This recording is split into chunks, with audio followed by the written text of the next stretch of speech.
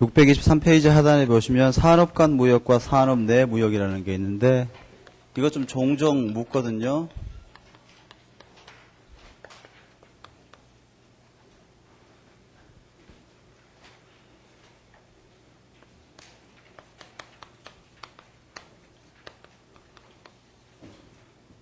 보통 얘는 이제 인터 인더스트리 트레이드 그렇게 얘기하고요.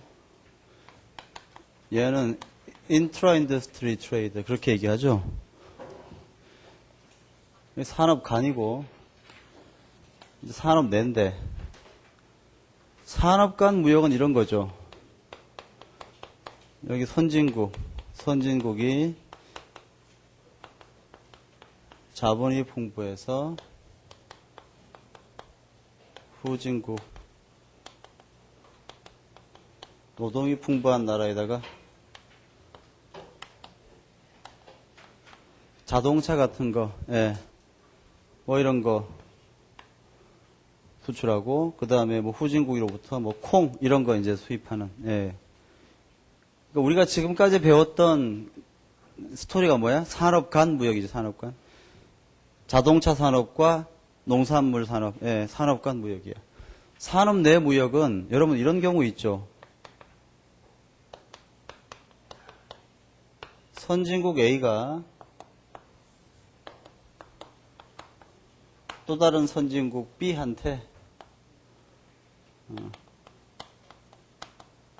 승용차를 판매하고 이쪽으로부터 트럭을 수입하는 그런 경우라든지 아니면 후진국 C가 또 다른 후진국 D로부터 뭐라고 할까? 검은 콩을 수출하고 흰 콩을 수입하는 뭐 이런 식의 무역. 이게 실제로 존재하잖아, 그치? 이게 이제 동일한 산업 내의 무역, 산업 내 무역인데 이게 이제 우리가 지금까지 배워왔던 거예요. 그러니까 산업 간 무역은 주로 비교 우위 때문에 발생하죠. 얘는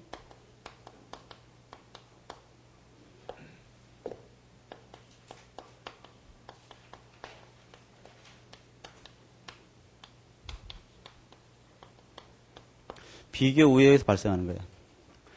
그럼 만약에 현실에서 두 나라 사이에 비교 우위가 없으면 산업 간의 비교 우위가 없으면 무역이 발생하지 않느냐? 그게 아니란 말이죠. 비교 우위가 없더라도 얼마든지 산업 내 무역은 가능한 것인데 산업 내 무역이 발생 가능한 원인은 다음과 같은 것들이 있죠. 그래서 규모의 경제가 존재하거나 아니면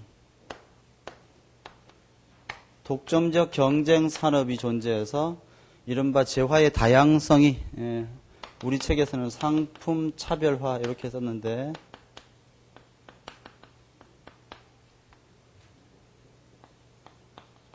이런 것들에 의해서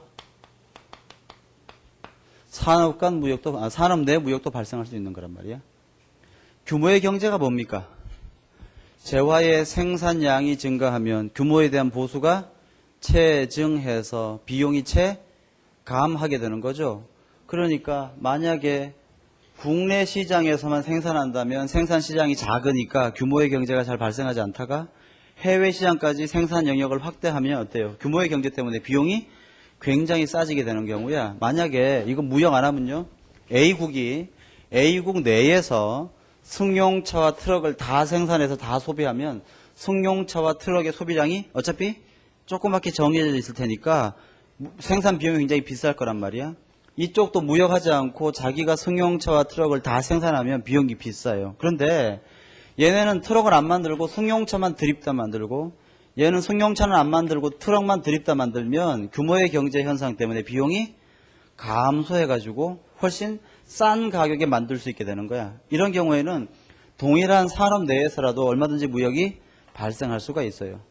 또 독점적 경쟁 시장이 형성되면 예컨대 독점적 경쟁 시장이 어떤 겁니까? 어떤 거야? 그 제품을 생산하는 기업은 다수의 기업이 있는데 각 기업마다 만들어내는 물건의 종류가 다 조금씩 차별화되어 있는 거 아닙니까? 그렇지? 그런 경우는 어때요? 이른바 상품의 차별 허락하는 특징이 발생하게 되는 거지. 그런 경우에는 이 A국 국민들이 자기 나라가 승용차를 굉장히 잘 만들고 트럭도 잘 만들어. 다시 A국 국민들이 말이야. 원래 자동차 생산에 굉장히 기술력이 있어. 얘네들도 자동차 생산에 기술력이 있습니다. 그런데 이 나라에는 주로 사람들이 승용차, 세단을 많이 타고 다니고 이 나라 국민들은 트럭을 좀 많이 수요했단 말이지. 예, 그런 경우에는 이 나라 국민들은 트럭이라는 차도 있네? 이걸 수입하는 거지. 이 나라는 승용차도 있네? 수입하는 거지. 예컨대 우리나라의 자동차 산업은 세계적으로 굉장히 높은 수준에 이르러 있지만 우리나라에는 오픈카가 거의 생산되고 있지 않잖아, 그렇지? 그건 이제 한국이라고 하는 지리적인 특성 때문에 그렇기도 하지. 사계절이 굉장히 빈번하게 바뀌기 때문에 그렇죠. 날씨 변화에 따라서 차량을 이렇게 열고 타는 그런 수요가 별로 많지 않기 때문에 그런데 우리 국민들 중에는 오픈카 타고 싶은 사람도 있을 거 아니야. 근데 국내에서 만드는 오픈카를 찾아보니까 없어. 그럼 어때? 수입해가지고 탈 수밖에 없는 거지. 그치? 예, 그런 식의 수요 때문에 발생하는 것이 그게 바로 뭐야? 산업 내 무역이란 말이야. 예. 또 후진국 C하고 후진국 D가 있는데 이 나라는 기후 특성상 검은 콩이 굉장히 잘 자라고 흰 콩이 잘 안 자라요. 이 나라는 그 반대란 말이야. 그런 경우는 어때? 똑같은 1차 산업이지만 서로 무역이 이루어질 수 있는 거지. 왜 발생해? 다양한 상품을 소비하고자 하는 욕구 때문에 발생한단 말이야. 예. 그래서 산업 간 무역과 산업 내 무역을 이렇게 구별할 수 있는데 포인트는 그거예요. 우리가 앞에서 배운 리카도의 비교 이론이나 헥셔 올린 정리에 따르면 각국은 생산 기술의 차이 또는 부존 자원 또는 생산 요소의 부존도의 차이 때문에 비교 우위가 발생하게 되고 이것 때문에 무역이 발생한다고 배웠지만 그럼 만약에 비교 우위가 발생하지 않으면 무역이 전혀 불가능하냐? 그렇지 않단 말이야. 비교 우위가 없더라도 산업 내 무역은 얼마든지 존재할 수가 있다. 그런 뜻이에요.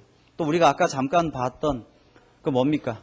뭐 모방 격차설이라든지 아니면 대표 수요 이론 그런 것도 일종의 산업 내 무역을 설명하는 그런 이론이라고 볼 수 있다. 그런 뜻이에요. 거기 박스에 잘 설명이 되어 있으니까 한번 읽어보시기 바랍니다. 포인트는 요 칠판에 쓴 거 요거라고 보시면 될 것 같아요. 넘기시고요. 624페이지에 그래서 독점적 경쟁과 규모의 경제의 무역 효과. 여러분들 그냥 읽어보세요. 이미 그냥 요 논리니까 요 논리하고 요 논리에 관한 것이니까 참고만 하면 될 것 같습니다. 됐고요. 626페이지에 참고해가지고 국제무역과 소득분배라고 되어 있잖아. 예, 그거 중요한 건데요. 별표 치시고요. 별표 치시고 페이지 634라고 쓰세요. 즉 지금 설명 안 드리고 634페이지 설명할 때 그때 한꺼번에 설명할게요. 그게 논리적으로 일관성이 있어서 그렇습니다. 됐죠?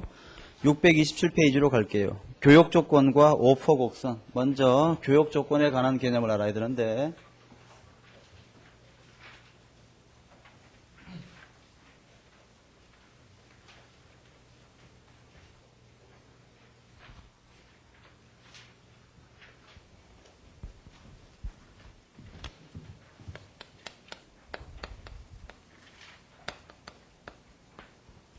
교역조건이 뭡니까?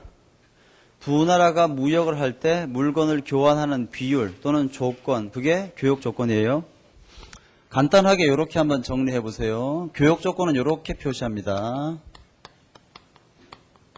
수입제의 가격분의 수출제의 가격. 이게 바로 교역조건이야. 이걸 다르게 표시할 수 있는데요. 얘는 델타 수출제의 수량 분의 델타 수입제의 수량 이렇게도 표시할 수 있습니다. 이렇게. 자, 그러면 여기에 한국이 있고 여기에 중국이 있는데 한국은 중국에다가 자동차를 수출하고 중국은 한국에다가 중국산 쌀을 한 가마, 두 가마, 가마 단위로 수출하는데 한국의 자동차 한 대 가격은 100만 원이에요. 100만 원. 중국의 중국의 쌀 한 가마니의 가격은 20만 원입니다. 이렇다면 이걸 교역 조건으로 한번 해보면 이걸 교역 조건으로 해보면 여기에서 교역 조건 어떻게 되는 거야? 먼저 중국산 쌀 우리가 수입품이지 그지? 요거 하나의 가격 얼마입니까? 20만 원. 근데 한국 자동차 하나의 가격은 100만 원 해가지고 얼마가 나와? 5 이렇게 나오지 5. 그치? 그럼 이게 뭘 의미합니까? 얘를 다시 이걸로 한번 해보면 자동차 하나 팔면 쌀을 몇 가마나 사올 수 있어? 5가마 사올 수 있잖아 그치? 이해가십니까? 이게 교역 조건이에요. 그럼 교역 조건이 결국 뭐야? 우리나라가 수출품 하나 팔면 얼마만큼 수입품을 다시 사올 수 있느냐? 이게 바로 교역 조건이야. 우리나라 입장에서는 교역 조건이 클수록 좋아요? 작을수록 좋아요? 교역 조건이 클수록 좋아요. 그래서 이러한 교역 조건의 개선은 그 나라 국민들의 후생 수준이 증가하는 것과 같은 효과가 발생하는 거지. 똑같은 물건 팔아도 훨씬 더 많이 받아올 수 있으니까. 이해 가시죠? 예. 그 다음에 만약에 환율이 상승하게 되면 교역 조건은 어떻게 될까요? 여러분 잘 봐요. 지금 현재 환율 익스체인지 레이트가 1달러당 1,000원이다. 이렇게 가정을 해볼게요. 지금 국내 가격이 2,000원짜리 물건을 수출하면 미국 시장에서 몇 달러 받으면 돼? 2달러 받으면 되지. 맞죠? 근데 만약에 환율이 상승해서 이게 1달러당 2,000원이 되면 이제 국내에서 2,000원 하는 물건은 미국에서 얼마 받으면 돼? 1달러 받으면 되니까 수출품의 가격이 어때? 하락했잖아. 결국 환율이 상승하면 교역 조건은 어떻게 되는 거야? 악화돼요, 악화. 예. 그런 효과가 있다. 이거 실에서 그냥 말로 다 물어볼 수 있는 것들이야.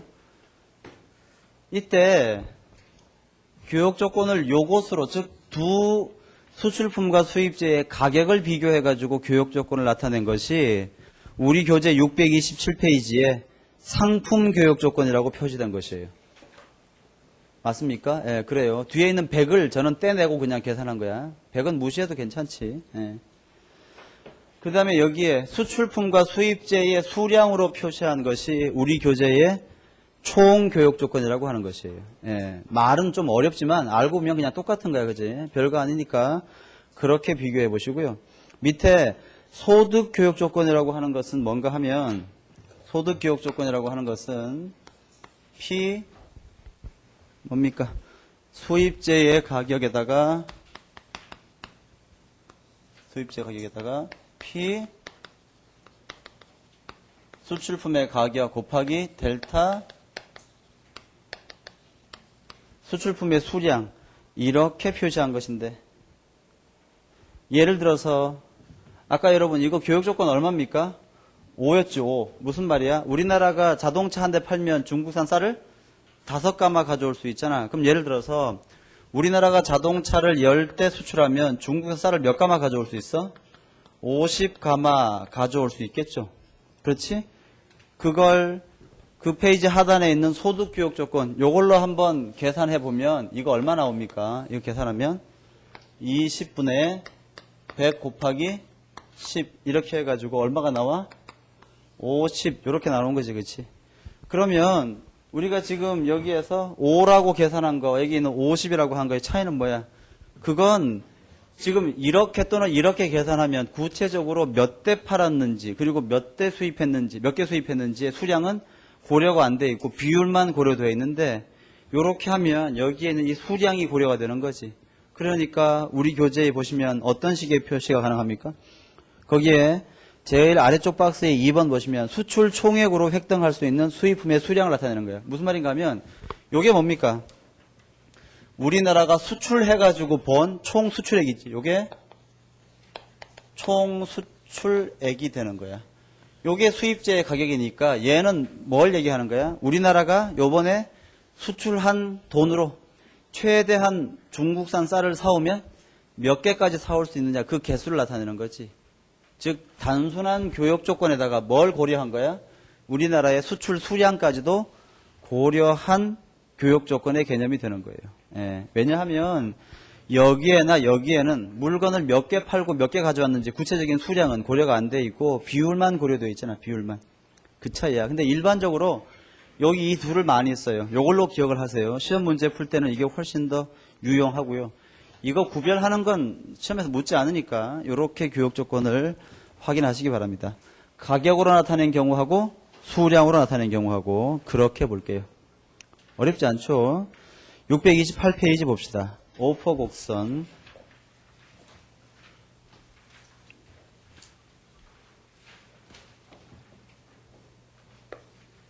오퍼가 뭐야, 오퍼?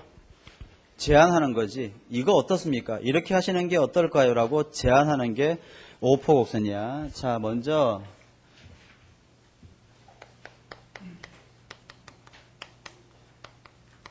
오퍼 곡선인데 여러분 여기 한번 봐요. 가로축의 x제, 세로축의 y제. 아까 우리가 핵쇼 올인 모형 배울 때 배웠던 그 예를 가지고 본다면 지금 그 나라가 A국이라면 이 x제는 A국의 뭐가 됩니까? A국의 수출제가 되고요. y제는 이 A국의 수입제가 되잖아요. 그죠? 이때 이 원점에서 직선을 하나 이렇게 그어보세요. 원점에서. 그럼 이 기울기는 어떻게 계산합니까? 기울기는 어떻게 계산해요? 가로 변화분의 세로 변화. 그렇게 기울기 구하잖아요. 이 기울기는 어떻게 계산해? 델타 x분의 델타 y 이렇게 되잖아. 근데 이 기울기 델타 x분의 델타 y가 A국 입장에서는 뭐가 되는 거야? 수출제의 수량분의 수입제의 수량이니까 뭐랑 같아? 교역 조건하고 같네. 그치? 따라서 얘는 결국 뭐랑 같은 거야? 얘는 py분의 px하고 같은 거지. 여기 있잖아. 요거는 요거랑 같은 거 아닙니까?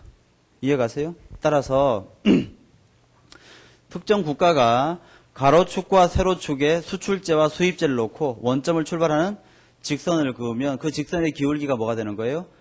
그 국가의 교역 조건이 된단 말이야. 교역 조건. 그럼 봐. 여기에서 기울기가 작게 그리면 교역 조건이 작은 거고 기울기를 가파르게 그리면 교역 조건이 커지는 것이야. 그치? 예. 이럴 때 따라서 요게 여기는 이 한 직선의 각각의 기울기 요게 뭘 의미하냐면 인터내셔널 프라이스 즉 국제 상대 가격을 얘기하는 거야. 즉 PY분의 PX 이게 바로 국제 상대 가격인데 이걸 우리가 뭐라고 부르냐면 terms of trade 예, 교역 조건이다 그렇게 불러요. terms of trade. 예. 그렇다면 X제, Y제가 있을 때 잘 봐요. 첫째, PY분의 PX가 이렇게 돼 있어. 이렇게 돼 있어. 그럼 어때? 교역 조건이 굉장히 열악하지. 이때 A국은 말이야. 어떤 생각 가지고 있느냐 잘 봐. A국에 물어보는 거야. 교역 조건이 이렇게 작다. A국, 너는 무역할 생각이 있느냐? 있다. 그럼 얼마에 팔고 얼마에 사갈래? 얼마만큼의 X제를 팔고 얼마만큼의 Y제를 사갈래? 물었을 때 A국이 나는 요렇게 국제 거래 가격이 작으면 그러니까 이건 X제가 굉장히 싸게 지금 거래되고 있는 거잖아. 별로 기분 안 좋죠. 나는 X제 요만큼 팔고 Y제 요만큼을 수입하겠다. 그런 의도를 가지고 있을 수 있지. 오퍼. 그치? 그런 제안을 할 수 있단 말이야.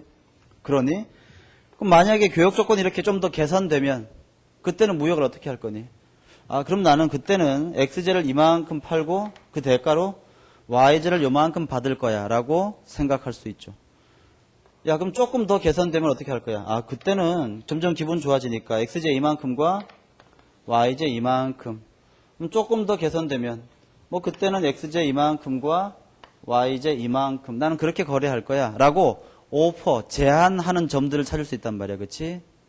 이와 같이 각각의 교역 조건에 대해서 특정 국가가 수출하고자 하는 양과 수입하고자 하는 양을 표시한 점들을 다 연결해가지고 이걸 부드럽게 이으면 이게 뭐가 되냐면 그 나라의 오퍼 커브가 되는 거예요. 오퍼 커브가. 예, 이게 바로 A국의 오퍼 커브야. 이때 A국의 오포 곡선은 A국의 수출제 쪽으로 볼록하고 A국의 수입제 쪽으로 오목한 이런 형태를 가지겠죠. 이해가십니까? 그러면 이 그림을 뒤집으면 거꾸로 B국 입장에서는 이게 뭐가 되는 거야? 수출제. B국 입장에서는 이 X제가 수입제가 되겠지. 그럼 B국의 오포 곡선은 어떻게 그릴 수 있어? 이렇게 그릴 수 있잖아. 이게 B국의 오포 곡선 그렇게 되는 거예요.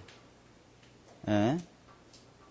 책에 좀 더 자세한 설명이 있으니까 논리적인 수식적인 설명은 책을 보시면 되고 직관적인 이해를 해보세요. 뭐 전혀 대단한 개념이 아니야. 그렇다면 한 번 더 써보면 X제하고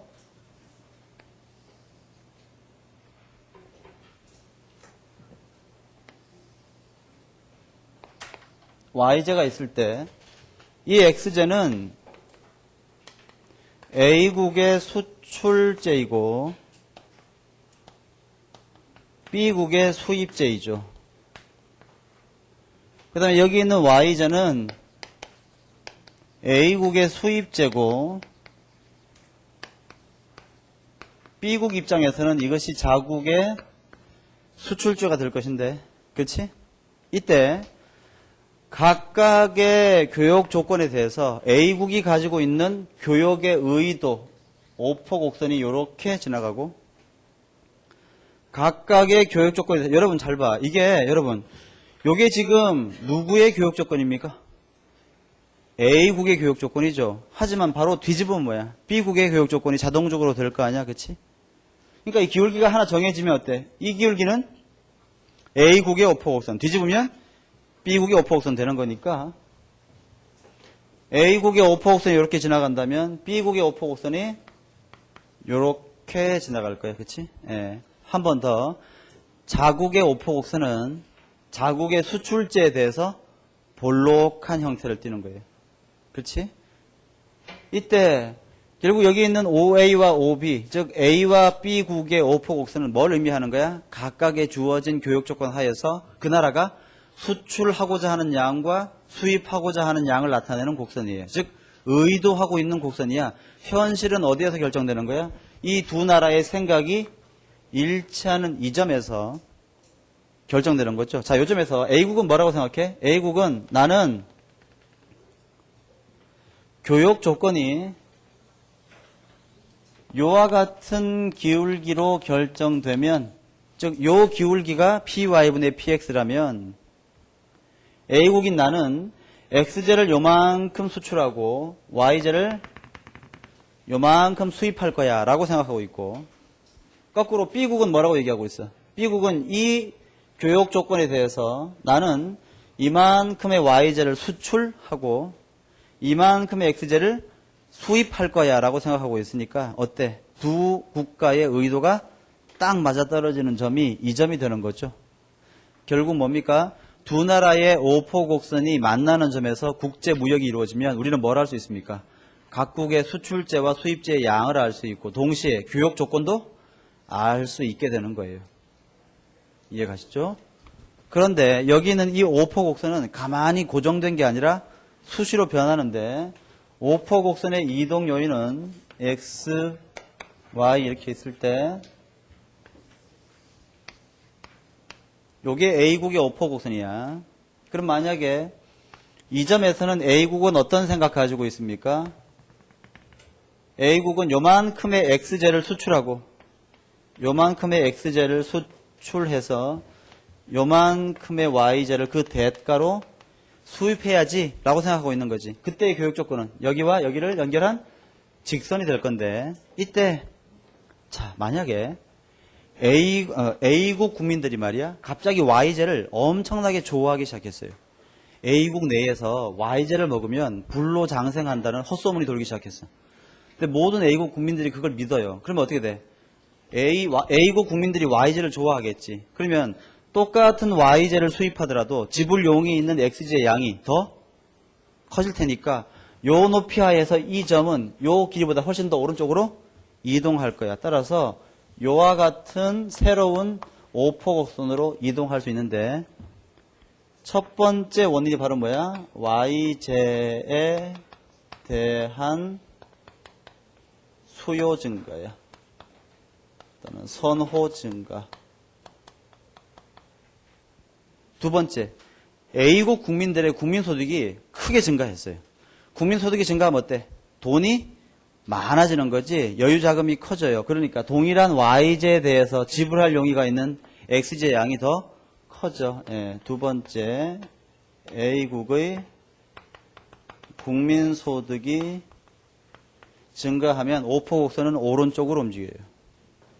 반대로 A국 국민들이 Y제에 대해서 관세를 부과했어. 관세 부과하면 어때? Y제의 국내 가격이 상승하고 국내에서 Y제에 대한 수요가 감소합니다. 따라서 오포곡선은 왼쪽으로 이렇게 이동할 거예요. 이건 바로 Y제에 대한 A국 내의 관세 부과 때문에 그래요. 그렇다면 만약에 시험에서 A국과 B국이 있는데 A국이 수입제인 Y제에 대해서 관세를 부과하면 어떤 일이 벌어질까라고 물으면 여기에다가 어떻게 하면 돼? 얘를 이렇게 이동시켜서 새로운 균형점이 어디가 되는 거야? 이 점이 되겠지. 그러면 잠깐 지우면요. 새로운 균형점 하에서는 자 답해 보세요.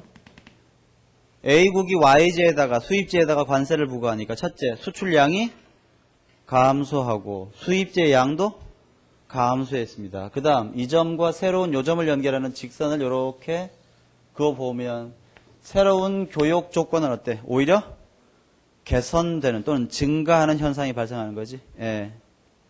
그럼 여기 있는 얘나 얘의 경우도 할 수 있겠죠. 이해 가십니까? 예. 요게 바로 오포곡선을 이용한 교역 조건의 변화와 수출과 수입의 변화. 예, 그렇게 되는 거예요. 그런데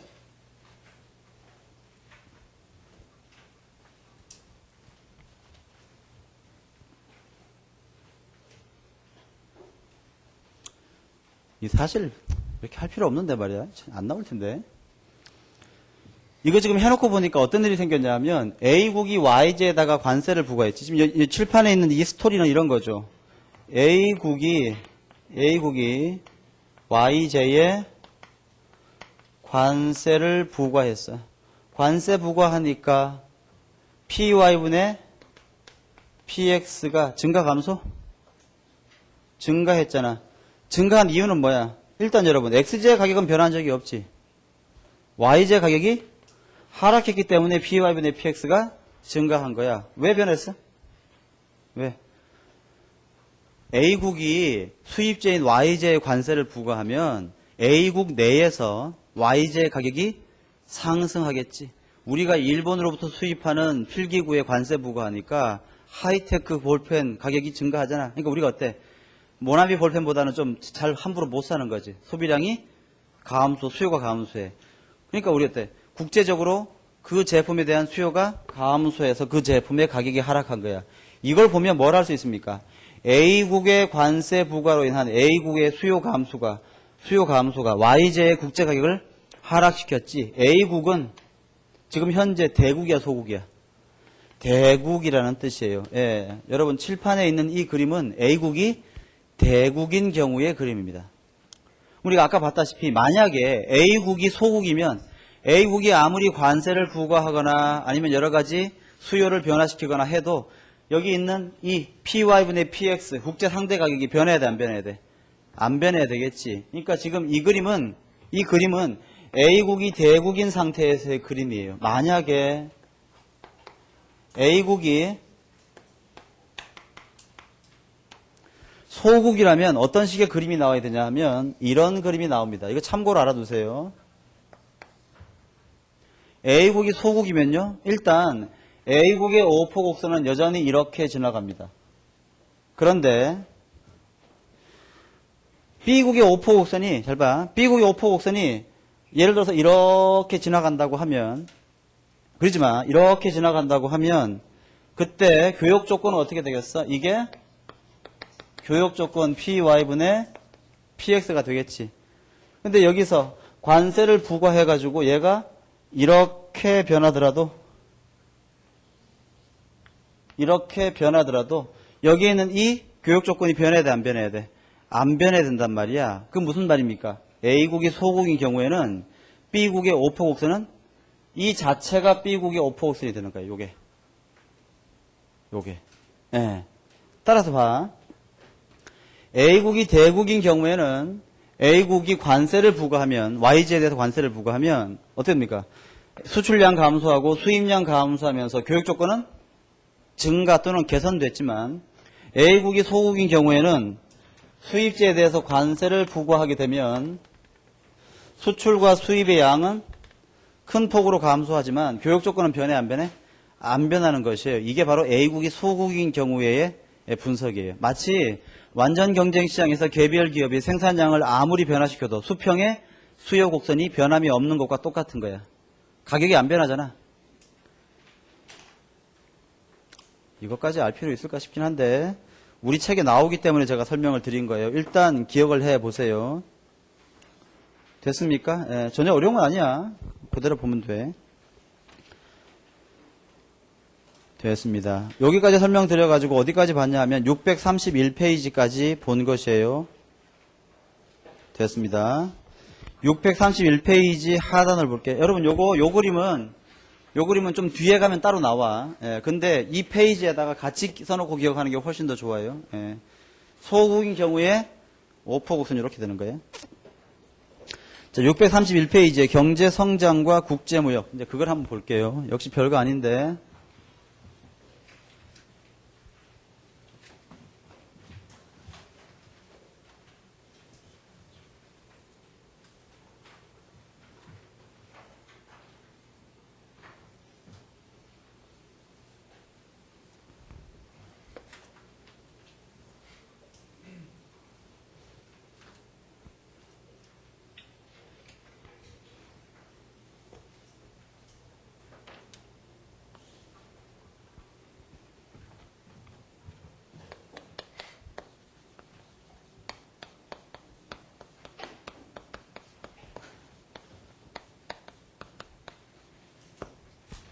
경제성장과 국제무역 631페이지 하단에 있는 그림만 이해하면 될 텐데 여기 한번 볼게요. 자, 예를 들어서 여기 XJ, 여기 YJ. 어떤 나라에 생산 가능 곡선이 이렇게 있었어요? 척 보니까 저 나라는 어떤 제품을 수출하겠어? XJ를 수출하겠지. 그 제품 생산에 비교유가 있을 거야. 그치? 이때 그 나라의 국내 상대 가격이 이렇게 되어 있었어요. 이렇게.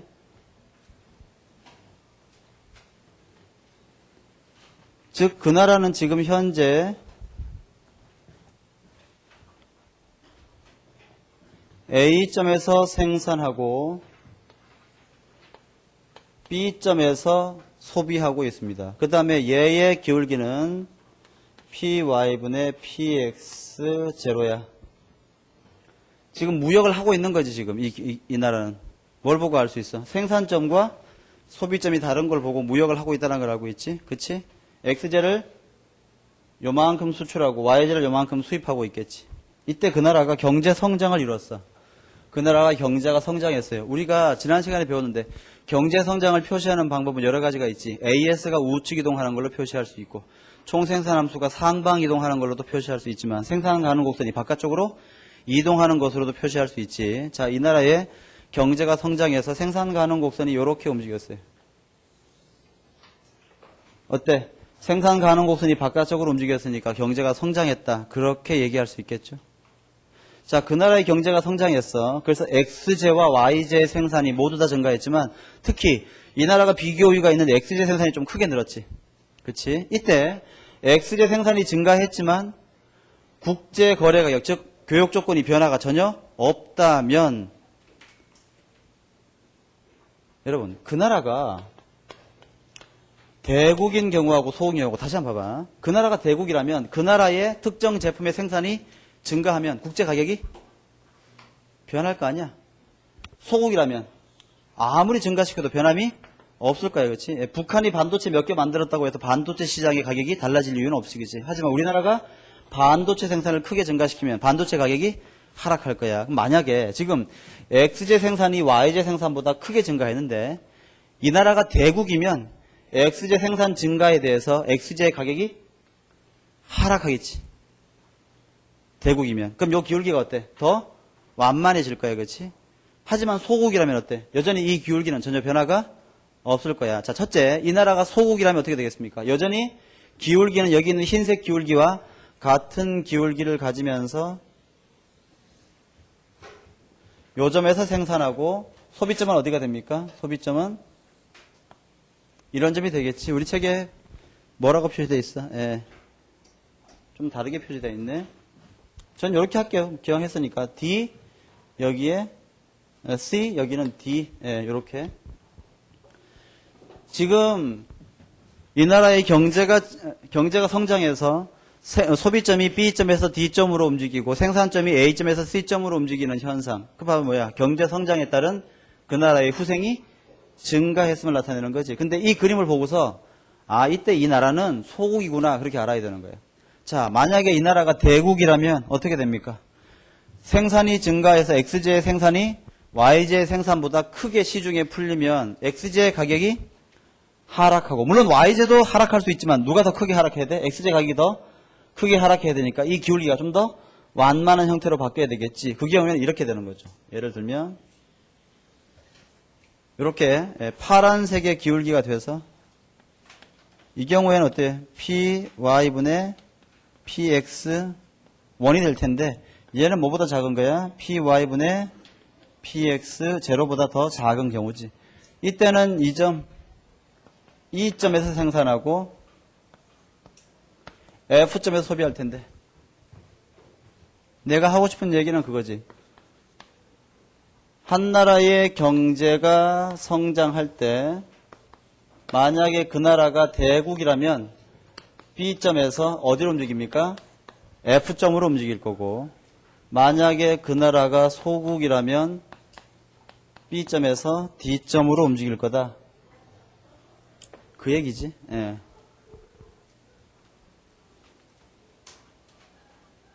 이해 가십니까? 예.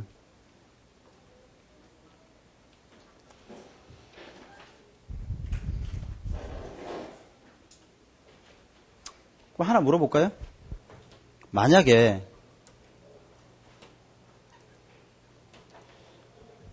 그 나라가 대국인데 엄청 쉽게 큰 대국이에요. 무지하게 큰 대국이에요. 그러면 여기 있는 이 파란색의 기울기가 훨씬 더 작아질 수도 있을까? 그럴 수도 있겠죠. 예를 들어서 이 정도까지 작아지면 어떻게 됩니까? 이렇게 작아지면 새로운 소비점은 G점까지 변할 수 있겠지. 그럼 봐. 그 나라의 생산 가능 곡선이 바깥쪽으로 확장해서 그 나라의 생산이 증가하고 경제가 성장했는데 그 나라의 후생은 오히려 감소할 수도 있는 거지. 이게 바로 그 다음 페이지에 나오는 뭐야? 궁핍화 성장이라고 부르는 거야. 예. 궁핍화 성장이란 뭔가 하면 국제시장에서 엄청나게 큰 대국이 생산을 증가시켜서 수출이 증가하고 경제가 성장했지만 경제는 성장하고도 오히려 사회 후생이 감소하게 되는 케이스. 이게 바로 궁핍화 성장이에요.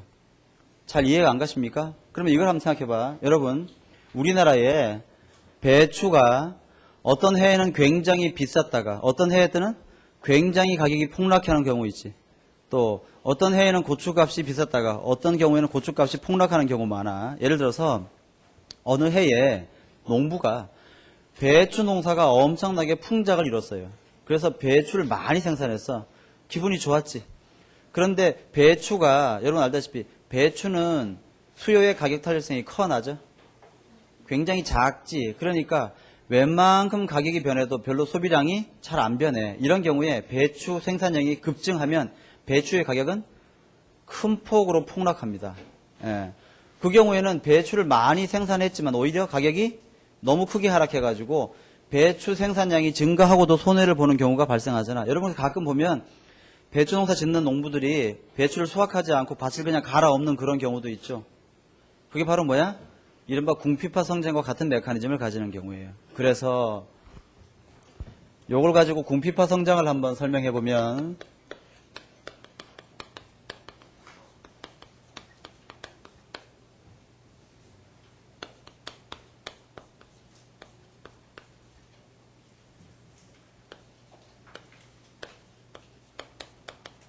이거 시험 나오면 학자 이름 꼭 묻습니다.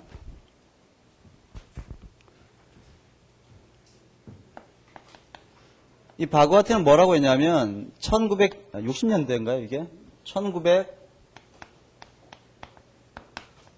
1960년대에 브라질의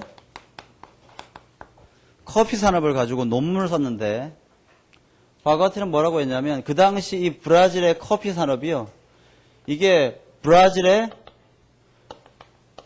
수출의 70%를 차지하고 있었어요. 브라질 수출의 70%가 커피 수출이었어. 그 다음에 브라질의 커피가 전 세계 커피 시장의 약 한 60% 정도를 차지했다고 그러더라고요.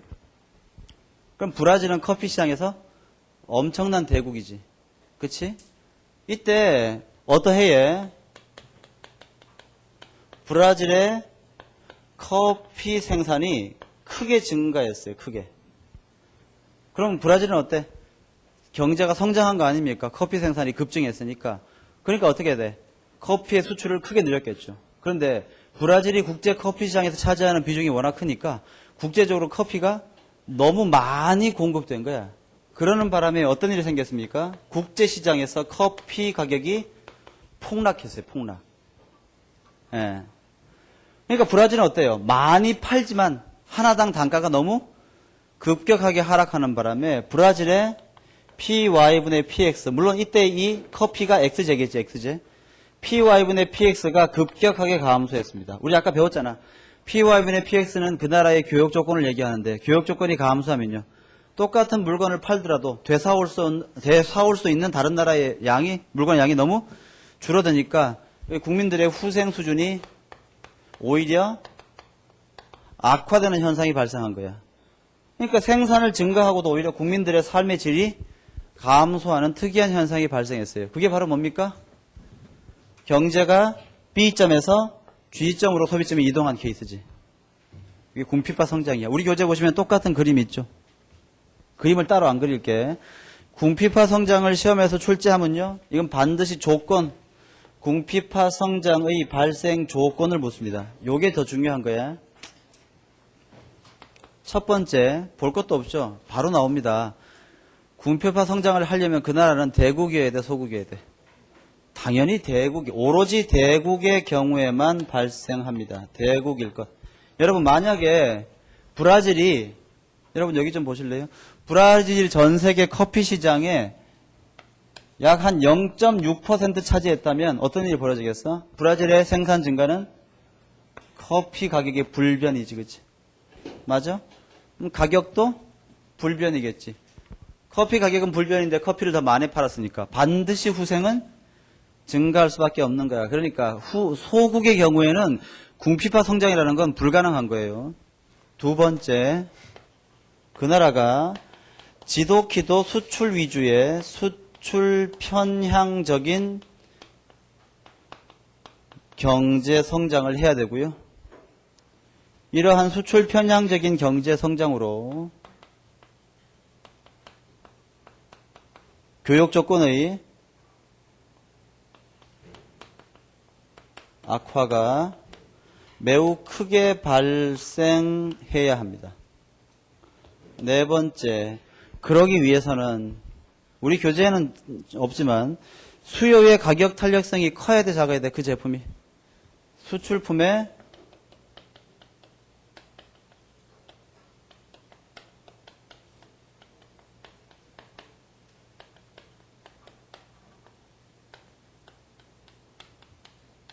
매우 어때야 돼요? 낮아야 돼요. 예. 그래야지 궁피파 성장이 가능하죠. 다섯 번째, 그래서 어때? 결과적으로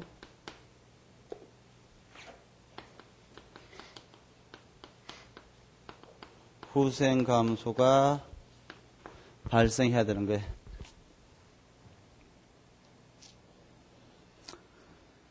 이러한 것들이 궁핍화 성장의 조건이다. 뭐 그 정도 보면 충분하지 않을까 싶습니다.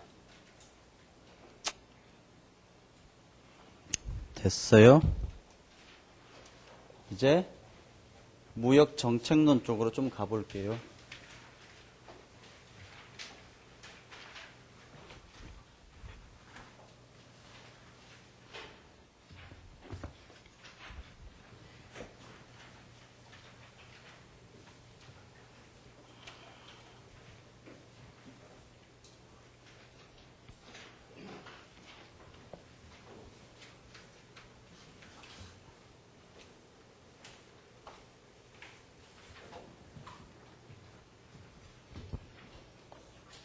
처음에 보시면 자유무역주의와 보호무역주의라고 있는데, 자, 타이틀을 이렇게 잡아볼게요.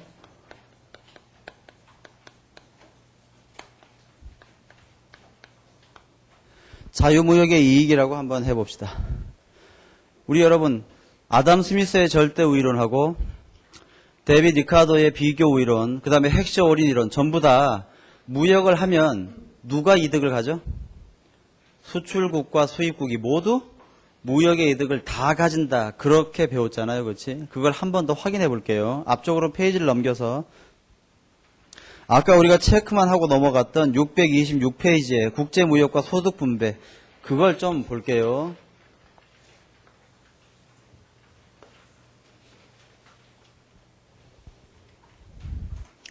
여기에 Q, 여기에 P, 여기에 P, 여기에 Q. 이게 이제 A국이고, 이게 B국인데,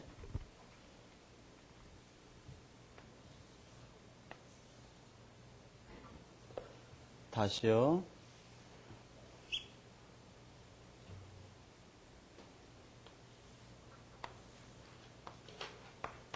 A국에서는 이 재화의 가격이 굉장히 비싸요.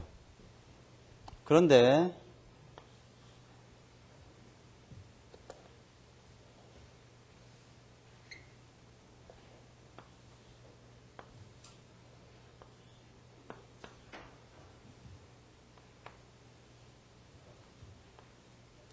B국에서는 그 재화의 가격이 굉장히 싸. 이때 두 나라가 무역을 하면 이 제품은 어떤 나라가 수출하고 어떤 나라가 수입하겠어?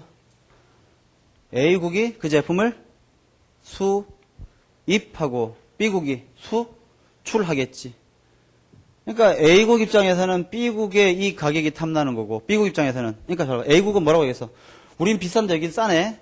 싸게 사와야지. 이렇게 할 거지. B국은요, 우린 싼데 여긴 비싸네? 가서 비싸게 팔아야지. 제가 얘기했죠. 이 가격과 이 가격 사이에서 국제거래 가격이 결정된다고 그랬잖아. 그래서 만약에 국제거래 가격이 결정되면 어떻게 결정해야 될까?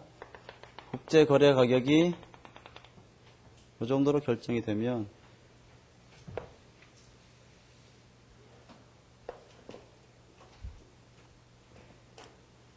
심하게 잘못 그렸는데 이렇게 돼서 요게 국제거래 가격의 P 트레이드, 이것도 P 트레이드, 이렇게 되면 자유무역을 하게 되면 A국 입장에서는 어때요? 이제 그 물건의 가격이 싸지게 되는 거고, B국 입장에서는 그 물건의 가격이 이만큼 비싸지는데, 첫째 A국을 볼게. 값싼 B국에 물건이 들어오니까 A국 내에서 이 물건 가격이 하락했지.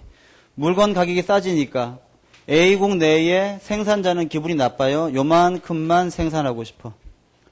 하지만 소비자들은 기분이 좋죠. 요만큼 소비하고 싶어요. 따라서 요 가격 하에서 A국 국내에는 요만큼의 뭐가 발생해? 초과 수요가 발생합니다. excess demand가 발생해.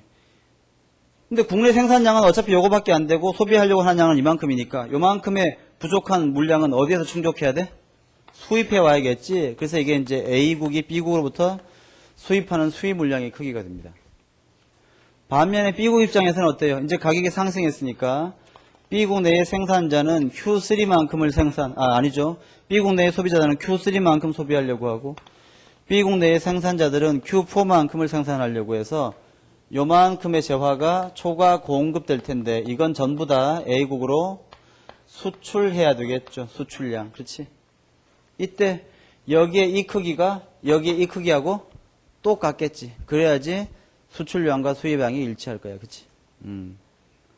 따라서 여러분 이렇게 기억하시면 돼요. 자유무역이 이루어지면 물건 값이 비싼 나라는 싸지고 물건 값이 쌌던 나라는 비싸지게 되는 거예요. 예. 예를 들어서 이제 우리나라에서 천연 송이버섯이 많이 생산되는데, 우리나라의 송이버섯은 전량 일본이나 미국 등으로 수출하고 있거든. 거의 다. 국내에는 잘 안 나놓죠. 그러니까 사실 우리나라가 송이버섯을 굉장히 많이 생산함에도 불구하고 국내의 송이버섯 가격도 상당히 높은 수준 유지하는 게 다 그런 이유야. 자, 이제 봅시다. 먼저 이 나라는 지금 뭐가 된 거야? 그러니까 수입국이 된 거고, 이 나라는 수출국이 됐는데요. 먼저 여러분 무역을 하기 전에 이 나라의 소비자잉여 한번 볼까? 소비자잉여 요만큼, 생산자잉여 요만큼. 그치? 이제 무역을 했어. 가격이 이걸로 바뀌었지. 자, 소비자잉여는요 요만큼, 생산자잉여는 요만큼 이렇게 바뀌었어. 그럼 아까하고 비교하니까 얼마만큼의 면적이? 이만큼의 면적이 추가로 더 증가했죠. 우리 교재에서는 여기를 A, 여기를 B라고 했는데, 여기 있는 B 면적만큼이 뭐야? A국이 수입국이 됨으로써 경제 전체적으로 얻은 이득이 되는 거지. 이해가십니까? 자, 그럼 B국을 볼까요? B국은 무역을 하기 전에는 소비자 잉여가 이만큼, 생산자 잉여는 이만큼이었어. 무역 전에 사회적인 총 잉여는 이만큼이었죠. 자, 국제 가격이 국내 가격으로 바뀌면서 이제 이게 가격이 됐지. 소비자 잉여 요만큼으로 줄었지. 생산자 잉여 이렇게 큰 폭으로 증가했습니다. 따라서 요 면적만큼이 어때요? 새로 추가로 증가했는데, 요걸 C, 이걸 D라고 하면 여기 있는 파란색 빗금의 D 면적이 뭐가 되는 거야? 수출국이 자유무역을 통해서 얻은 추가적인 이득이 되는 거야. 놀랍죠, 여러분? 두 나라가 자유무역을 했더니 물건을 판 나라도 추가적인 이득을 얻지만 물건을 수입한 나라도 추가적인 이득을 얻습니다. 지금 전 세계적으로 불고 있는 자유무역주의의 기본적인 발상이 어디에서 있는 거야? 여기에서 있는 거야. 봐란 말이지. 무역하면 우리가 니네한테 많이 팔지만, 수출하는 우리도 이득이지만 수입하는 니네도 이득이니까 관세 같은 거 부과하지 말고 자유무역하자. 자유무역. 예, 프리트레이드. 이게 바로 모든 나라가 다 행복해지는 길이다. 이렇게 주장하는 거죠. 지금 우리나라가 미국과 FTA 협정을 체결하고 있잖아요. 그런데 모든 국민들이 다 찬성합니까? 반대하는 국민들이 굉장히 많아요. 그치? 특히 농민들 반대가 굉장히 심한데, 이걸 몰라? 이거 좀 가르쳐주면 농민들도 찬성할까? 아니란 말이야. 그치? 자, 여러분 답해봐. 분명히 국제무역을 하면 수출국과 수입국이 모두 이득을 다 얻는데, 왜 현실에서는 자유무역 하자 그러면 쌍심지를 두고 반대하는 사람들이 존재해? 그건 여기에 있는 이 면적과 여기에 있는 이 면적과 여기에 있는 이 면적 때문에 그런 것이에요. 자, 보세요. A라는 면적은 자유무역을 하기 전에 누구의 잉여였어요? 국내 생산자의 잉여였어요. 근데 자유무역을 하기 시작하니까 이게 국내 소비자 잉여로 바뀌었단 말이야. 그러니까 봐. 오해하면 안 될 것이, 자유무역을 해가지고 수입국으로 입장을 바꾸면 나라 전체의 후생은 면적 B만큼 증가하지만 A 면적만큼 생산자들은 손해를 보기 때문에 이 무역을 반대할 수밖에 없는 것이에요. 예, 마치 우리가 미국과 FTA 협정을 체결해서 미국으로부터 값싼 농산물이 크게 수입되면 우리 농민들의 잉여가 크게 감소하기 때문에 반대하는 것과 똑같은 논리입니다. 이해가시죠? 반대로 수입국도 마찬가지야. 수출국도 마찬가지인데, 여기 있는 C의 면적은 말이야, 이 나라가 자유무역을 하기 전에는 누구의 잉여였어요? 국내 소비자 잉여였습니다. 근데 자유무역을 하니까 국내 생산자 잉여로 전환됐지. 예, 따라서 수출국 입장에서도 반대하는 사람이 존재할 수밖에 없는 것이야. 그러니까 두 가지로 기억하세요. 자유무역은 수출국이든 수입국이든 모든 국가의 잉여를 기본적으로 증가시키지만 그 국가 내에서의 소득 분배 문제는 서로 유불리가 달라질 수밖에 없다. 그러니까 자유무역은 반대하는 사람이 존재할 수밖에 없는 것이에요. 근데 여러분, 자유무역을 통해서 이득 보는 사람과 반대하는 사람이 있을 때, 손해보는 사람이 있을 때 누가 더 처절하게 자신의 입장을 주장하겠어? 손해보는 사람이 훨씬 더 절박하게 주장하겠지. 그러니까 주로 어때요?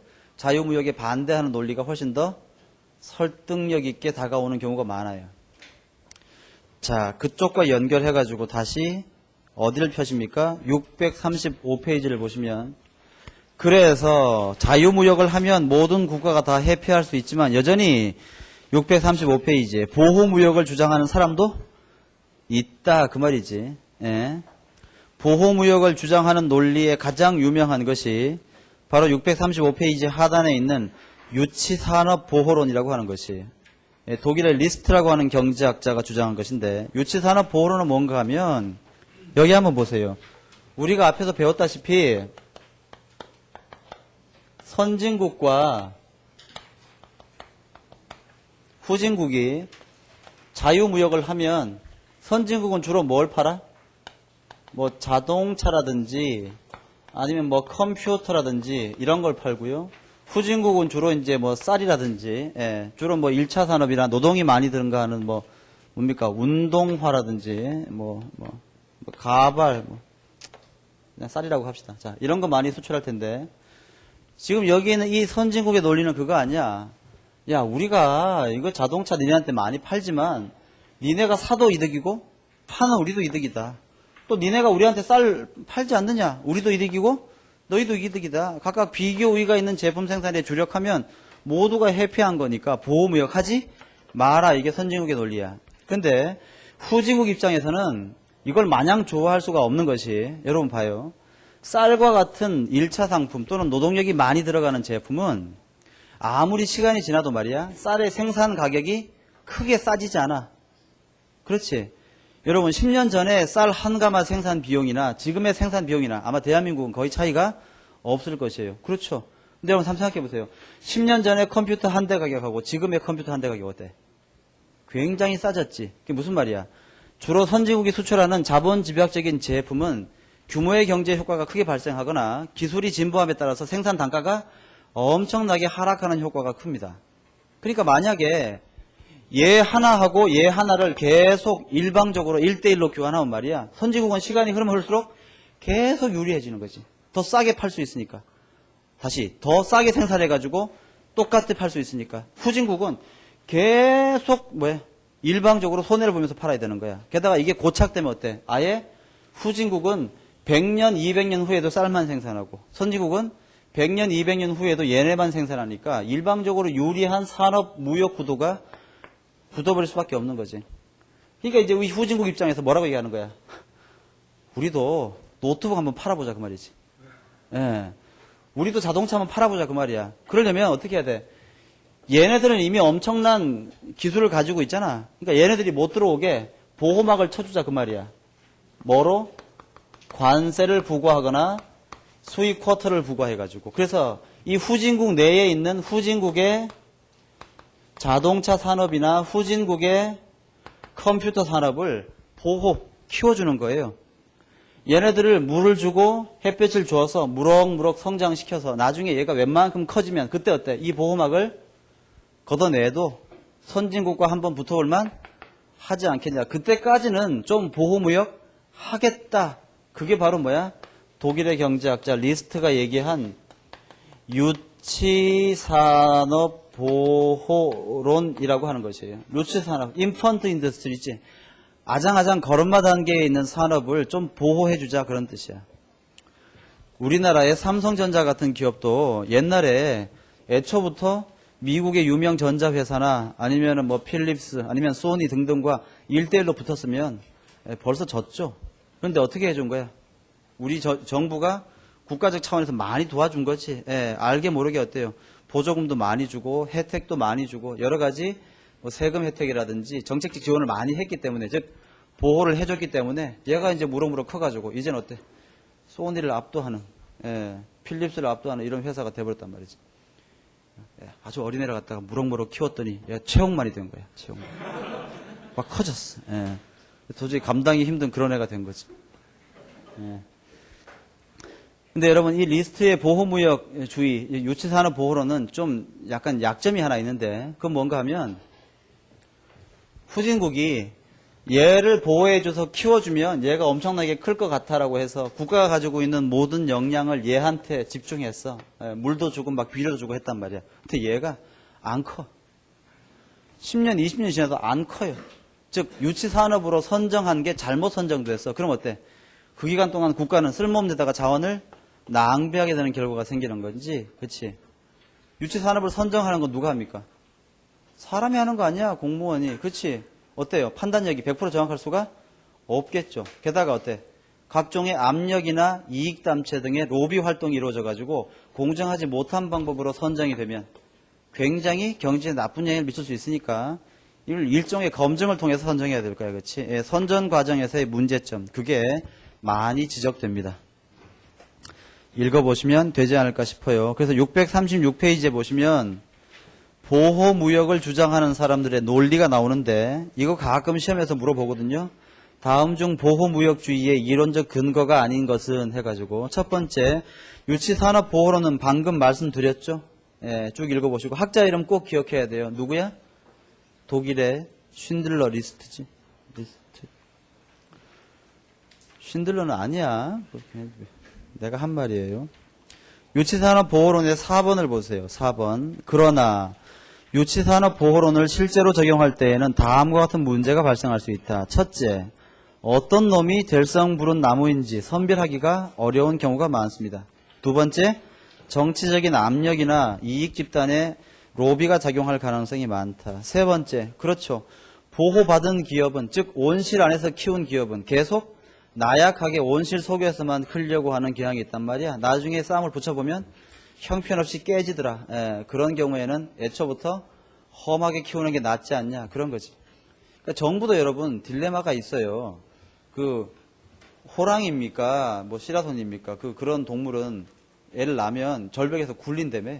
어릴 때 우리 할머님이 맨날 그 얘기 하셨는데 어릴 때 저기 뭡니까? 나 도시락 안 싸줘가지고 막 이렇게 울고 막 뗐으면 말이야. 호랑이는 말이다. 애가 나 태어나면 강하게 키우기 위해서 그 절벽에서 굴린댄다. 밥 한 끼 굶은 거 가지고 뭘 그러니? 이제 어린 마음에 또 욱해가지고 그래 난 참아야 돼. 뭐 이런 생각한 적도 있었는데 말이지. 이렇게 험하게 굴려가지고 애가 막 자립심이 강해지고 터프해져서 말이지. 무럭무럭 잘 자라면 좋은데 애가 죽으면 어떡해? 괜히 굴린 거 아니야? 보호해줘야지. 그치? 적절한 예가 아닌 게 확실하네. 얘기해놓고 보니까. 내가 몸이 좀 안 좋아가지고 무슨 소리 하는지 모르겠네. 두 번째, 또 보호무역을 주장하는 논리는 실업을 막자는 거야. 그러니까 외국의 값싼 물건 여러분 보세요. 외국에 국내에 약한 자동차 시장이 있고 해외에 강한 자동차 기업이 있는데 이걸 방어막을 없애서 막 들어오면 얘네들이 망할 거 아니야. 망하면 여기 있던 근로자가 다 실업자가 되는 거지. 이걸 막기 위해서라도 좀 보호막을 쳐줘야 되지 않겠냐. 이제 그런 거고요. 세 번째, 우리가 많이 친숙한 거죠. 국가 안보 차원에서. 그런 거 있잖아. 저기 뭡니까? 쌀 수입 개방하면 농민들이 늘 주장하는 게 뭐야? 식량 안보 차원에서 쌀만은 지켜야 된다. 그치? 논리가 뭐야?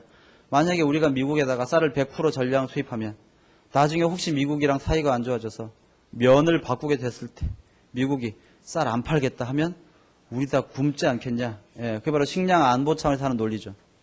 그럴 땐 어떻게 하면 돼요? 중국산 쌀을 수입하면 되지. 중국도 한편에서 안 팔면요. 베트남 쌀도 있어요.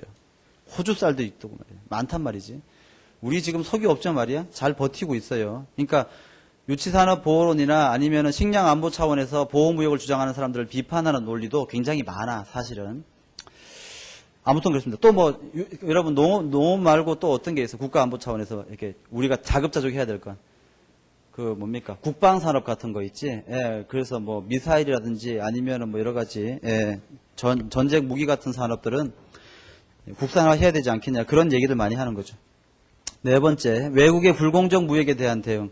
외국 정부가 자기 기업에게 보조금이나 아니면 관세 혜택을 막 준단 말이야. 세금 혜택을 줘. 그럼 우리나라도 같이 맞대응을 해야 될 거 아니냐 그 말이지. 그런 경우에 우리가 관세를 부과해서 그 기업이 받은 혜택을 깎아먹자. 이게 바로 보호론의 논리죠. 다섯 번째, 전략적 차원에서 이제 다른 나라가 우리나라 기업에게 관세를 부과해. 우리도 어때? 보복하는 차원에서 맞관세를 부과하자. 이런 게 이제 전략적 차원. 근데 여러분 사실은요, 이거 다 소용없습니다. 사실상의 정치경제학적 측면에서 보면 그건 국제사회에서 힘의 논리에 따라 결정될 수밖에 없어. 그러니까 미국이 어때요? 욱해가지고 슈퍼 301조 같은 거 막 이렇게 발동하고 막 그러잖아. 그럼 우리도 어때? 슈퍼 막 3200조 이런 거 막 그렇게 발행하고 싶은데, 발동하고 싶은데 함부로 못 하는 거지. 왜 그래? 힘이 약해서 그래. 예. 어쩔 수가 없습니다. 그러니까 우리가 이론에서 배우는 경제학적인 측면하고 현실 경제, 즉 정치 경제학적인 측면을 고려하면 완전히 내용이 달라지는 거야. 막 야수꾼이 신사 참배하고 막 독도 막 우리 건데 말이지 막 자기 거라고 막 우기고 막 이렇게 하면 기분 같아서는 막 우리가 막 금융 제재 가하고 일본에다가 막 엄청나게 경제 제재 가하면 좋겠지만 말이야. 그렇게 서로 면을 바꾸면요. 심각한 건 우리나라예요. 제가 지난번에도 얘기했지만 일본하고 우리하고 전혀 무역 거래를 하지 않기로 하면 아쉬운 건 우리야, 우리. 예. 우리나라가 완제품 시장에서 굉장히 강세를 보이지만 그때도 얘기했지만 부품 산업이라든지 중간재에서는 압도적으로 일본에게 의존하고 있을 수밖에 없는 그런 현실이에요. 우리나라가 지금 무역 수지 최근에는 적자고 얼마 전까지는 흑자를 크게 경험했는데 우리나라는 미국과의 무역에서는 어때? 무역 수지가 지금까지 단 한 번도 적자를 경험한 적 없이 계속 흑자를 경험해 왔어요. 일본과는 어때요? 단 한 번도 흑자를 경험한 적이 없이 꾸준하게 적자예요. 그 규모도 더 커지고 있어요. 중국과는 어때요? 압도적인 흑자를 경험하다가 몇 년 전부터 압도적인 적자로 바뀌었어요. 게다가 늘 일방적으로 흑자를 유지했던 미국과 무역 수지가 몇 년 전부터 적자 기미를 보이고 또는 부분적으로 적자가 발생하고 있어요. 그러니까 우리가 안 되는 거지. 결국 국력을 키워야지만 되는 거예요. 저희 그 친척 어른 중에는 그 독도가 일본 땅이라고 막 주장하며 흥분하셔가지고 전쟁을 해야 된다. 난 바로 지원하겠다. 막 이런 분 계시는데 해도 힘들지 않을까 싶어. 그렇습니다. 그런 정도의 논리. 637페이지에 관세의 종류만 잠깐 보고 좀 쉴게요. 637페이지 관세 및 비관세 장벽. 자, 관세가 뭡니까? 물건을 수입해 올 때 부과하는 조세, 이게 바로 관세지, 그치? 일정한 관세선을 그어놓고 이 선 넘어오는 물건은 무조건 세금 매기겠다. 이런 게 이제 관세야.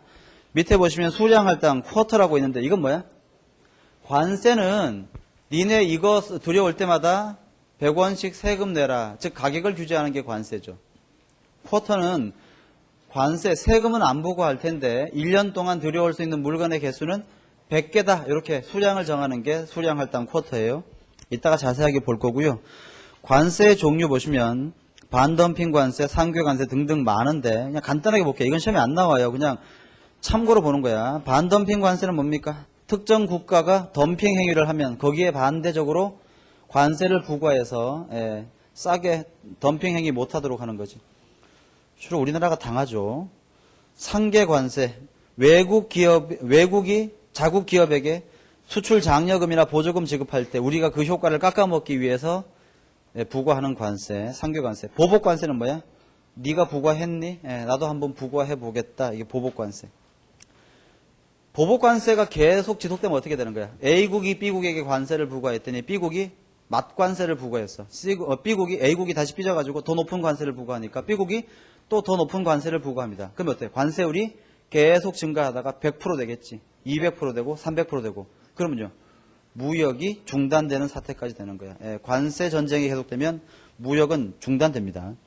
긴급관세, 국내 산업을 긴급히 보호할 목적으로 부과하는 관세, 재정관세, 돈 벌려고 정부가 재정 수입 목적으로 부과하는 관세, 보호관세, 국내 산업 보호하기 위한 관세, 특혜관세, 특정 국가로부터 수입되는 제품에 대해서는 특혜를 주는 거야. 즉 싸게 관세를 깎아주는 것이 특혜관세. GSP, 일반 특혜관세라는 게 있죠. 할당관세, 평형관세 볼 거 없을 것 같습니다. 좀 쉬었다가 관세의 효과 볼게요.